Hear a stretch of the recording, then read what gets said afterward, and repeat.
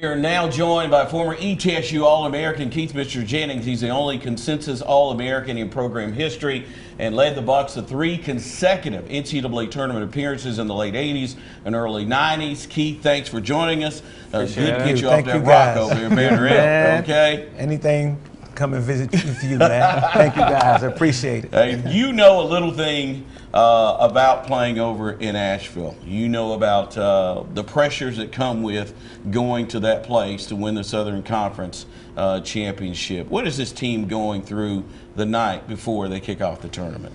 I mean, well, as great as they're playing right now, I would think their leadership is making sure that the young guys know that we're going to be there for the duration. It's just not, you know, I remember telling some of the freshmen, you're not going to pack for one day when you go over here. We're packing for 3 days.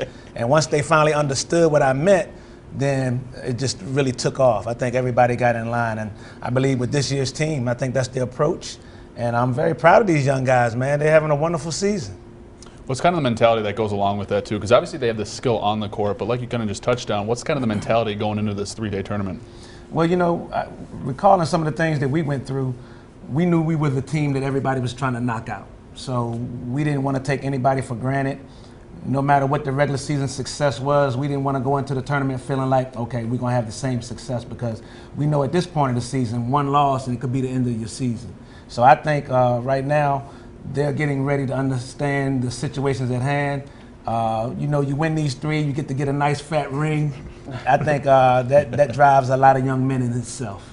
Right, and Forbes just mentioned how his team is a gritty, grimy team. Obviously, you know about what that takes. So, what are your thoughts about this year's team? What do you see in them? I mean, like Coach said, they're gritty and grimy. They really, I've seen a lot of teams come through, and this is one of the teams I compare to us quite a bit, because they have some size, but they really have some toughness. I played with some guys, you know, that were not only skilled but were tough.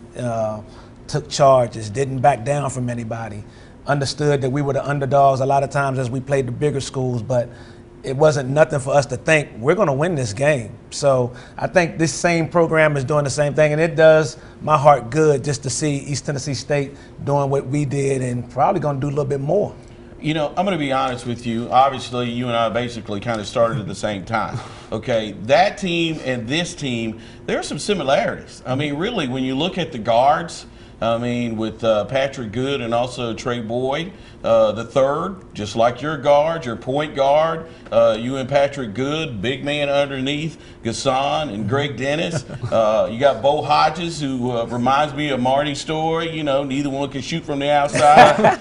Don't tell Marty that. But, yeah, but tough underneath. Does this team remind you of your team a little bit as well? Yes. It seems like they genuinely like each other. You know, I think that goes unnoticed in basketball. You know, I think that was one of the things that made us really successful. We didn't care who got the kudos after the game. Our main thing was, how are we going to win? And if it happened to be with Calvin scoring 30 or Greg scoring 30 or Alvin or Major doing their thing or Marty, I mean, it was going to come from a different spot, and we were all okay with that. So I think this team does the same thing. I don't think they care who gets the limelight. The bottom line is they want to win, and they want to go as far as they can, and I like that about them. All right, we're talking about all the good things, and I don't want to make this negative, but is there something that kind of scares you about this squad? Maybe the experience. You know, I think that's what helped us. You know, I was fortunate to win 3 rings, and I know Marty and Calvin and Greg, they won 4. So I think that experience that we all had proved to be pivotal.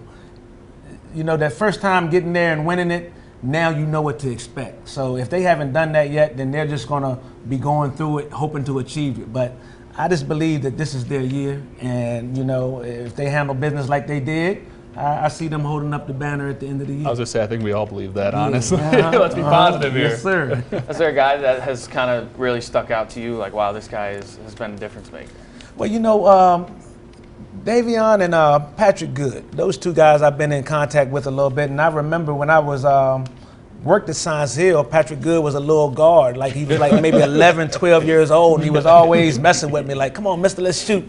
And we did play one-on-one. I asked him if he remembered that, because that was one of the last times I played, and I beat him, and I won't give him a rematch. So, you know, I just have to take that win with me.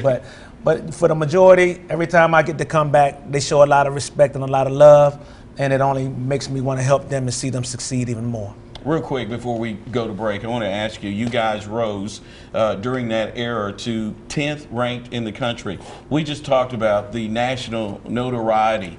How do you handle that? How should this team handle that, especially if they win the tournament? Because if they win the tournament, they will move in the top 25. I mean, like I said, I think it was a process that we learned.